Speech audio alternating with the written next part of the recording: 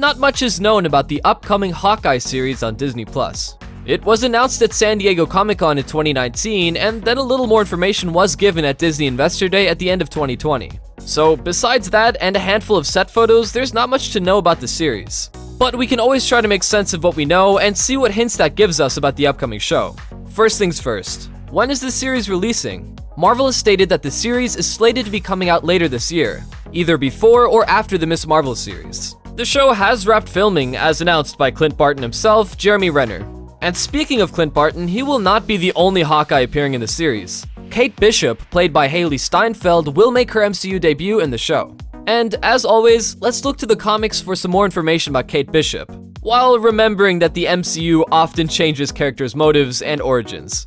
So don't believe that all of this is 100% what is going to happen in the series. It is worth noting that Kate Bishop did not learn archery from Clint Barton. Kate instead became proficient in martial arts, swordplay, and archery after an unfortunate incident. The family-friendly nature of the MCU will probably change the circumstances for that training, however. Her Hawkeye name comes from honoring the original after Clint retired the name and passed down the mantle.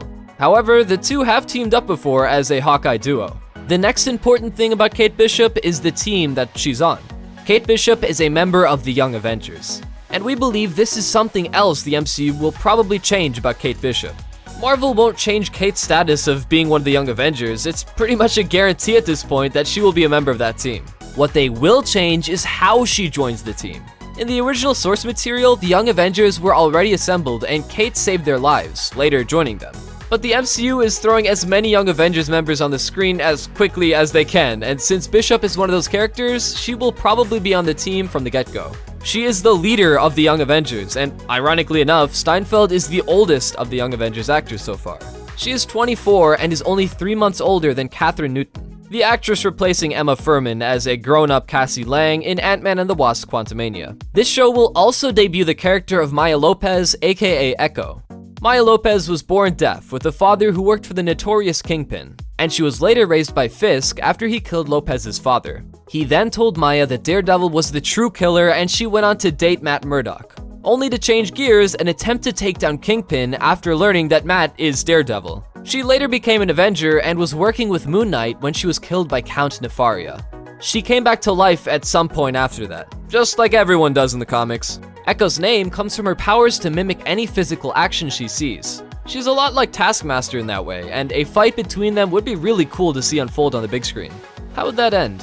And speaking of Taskmaster, we'll be talking more about him in a few minutes. It has been reported that an Echo series for Disney Plus is in development, and that could be the largest test of how canon the Netflix shows are. We know that a Moon Knight show is coming to the streaming service, and Echo has dealings with Moon Knight, but her story is so closely tied with Daredevil and Kingpin that Marvel will definitely have to use them. We also know that Charlie Cox is rumored to reprise his role as Matt Murdock in Spider-Man: No Way Home. So in the next few years, whether it be in Spider-Man, Hawkeye, or Echo, we will finally have a definitive answer as to how canon the Netflix shows are to the MCU. Now, let's circle back to Taskmaster, or rather the Thunderbolts, but it involves Taskmaster. We have a pair of videos about the Thunderbolts, so we'd recommend you check that out for more information on the team. Taskmaster is going to be the main villain in Black Widow. Also appearing in Black Widow is Natasha Romanoff's sister, Yelena Belova, both of whom are members of the Thunderbolts. Hawkeye was a member of this team, and we may see Barton join the team at the end of the series. There have even been rumors of a potential cameo by Yelena Belova at the end of the series. Since Clint is passing down the mantle, we can have him on the Thunderbolts and Bishop on the Young Avengers, giving us 2 Hawkeyes on 2 different teams. Moving on. We've already gotten some incredibly comic-accurate costumes in Phase 4. WandaVision gave us the iconic Scarlet Witch outfit. The Falcon and the Winter Soldier gave us a Captain America suit for Sam Wilson that looks like they took it straight from the comics. And the same can be said for John Walker's finally US agent uniform. The Loki trailer showed off President Loki, which is the exact look on the President Loki comic cover. Ms. Marvel's set photos showed Kamala Khan's outfit, and it's perfect. Doctor Strange: The Multiverse of Madness may even have an outfit for the Master of the Mystic Arts that looks just like the comic version. And the Hawkeye series is following this method of comic-accurate suits as well. A photo of Jeremy and Alaqua Cox, who's playing Echo, shows their outfits for the pair that looks like they were pulled straight from the page. Although Alaqua Cox is not sporting the handprint painted on her face. We will definitely see that in the series though. The only costume that isn't exactly like the comics is Haley Steinfeld's Kate Bishop attire. but this is definitely for a story reason. The costume appears to be handmade, like Bishop used what was already in her closet to make her first supersuit. She's also lacking her iconic sunglasses. But concept art for the character shows that comic-accurate look, and she's sporting those glasses in that, so it's safe to assume that by the end of the series that she will have her iconic costume. If the previous MCU shows are anything to go by, she'll get it in the final episode when she finally becomes Hawkeye. Steinfeld has also been spotted filming with a golden retriever. This is Lucky the pizza dog, and he'll probably be everyone's favorite character. He's definitely already mine. Renner was spotted on set wearing an earpiece, and there are two possibilities around the function of this. The MCU Hawkeye never appeared to be partly deaf like in the comics, and the earpiece could hint towards Barton's lack of hearing. This would also provide a nice dynamic with Maya Lopez, who, as mentioned, is deaf. But this could also be a pandemic filming precaution.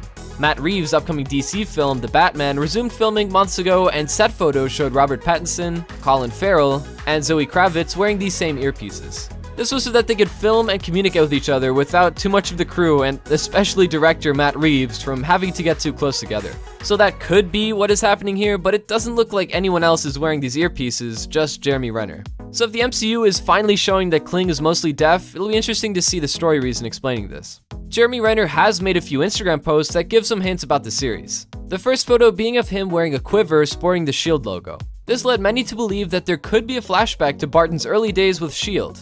Maybe showing parts of his origin story, his turn from villain to hero, if the MCU version was originally a villain, and maybe even his initial interaction with Natasha Romanoff from when he was sent to kill her.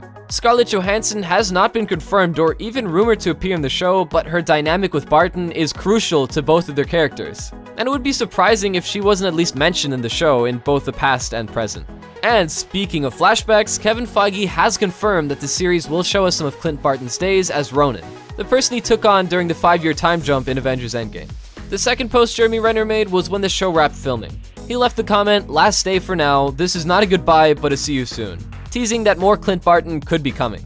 And lastly, when does this show take place? The MCU timeline has grown increasingly more complicated post-Avengers Endgame. We know that WandaVision takes place 3 weeks after the film. The Falcon and the Winter Soldier takes place 6 months after, and Spider-Man Far From Home takes place 8 months after. Spider-Man No Way Home obviously takes place after his predecessor, and the fact that it ties directly into Doctor Strange: The Multiverse of Madness means that the Doctor Strange sequel has to take place after all 4 of the aforementioned projects. This is important as to when Hawkeye takes place, so bear with us for a moment. Another Hawkeye set photo showed a poster in the corner of a restaurant that said Happy New Year 2025, with a snake above it. This is not referencing the traditional New Year on January 1st, but rather Chinese New Year. In 2025, Chinese New Year will fall on January 29th and will be the year of the snake. And the Christmassy setting means that the series probably takes place around Christmas of 2024. That would put the series just over a year after Avengers Endgame. Sam Wilson has been Captain America for a few months, and Spider-Man is currently a wanted fugitive. But also taking place around Christmas time is Spider-Man No Way Home.